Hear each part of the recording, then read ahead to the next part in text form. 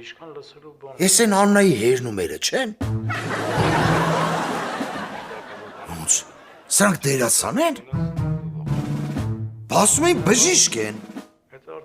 Թե սրանք ընդհանրապես Աննայի հերնումերը չեն։ Հա, լավ։ Ստեղ մի բան են չի։ Լիլիթ! Շարվի!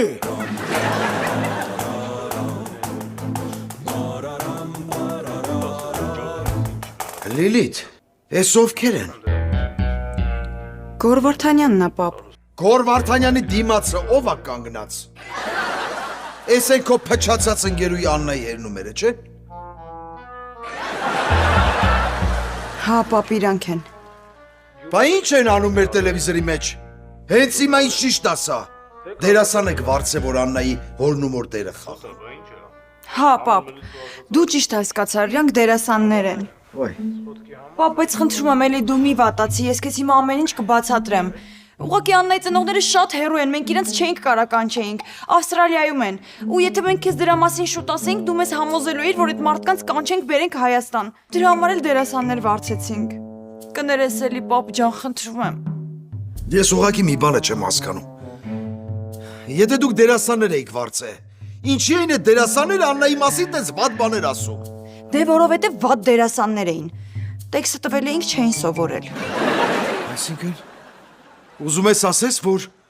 այն ինչ որ իրանք ասում էին Աննայի մասին, սուտ է։ Հա, պապ, նորմալ տղա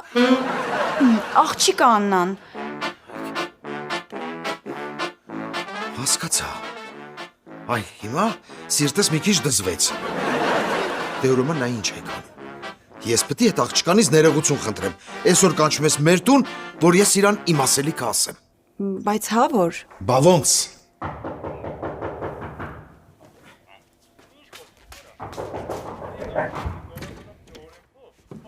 Я,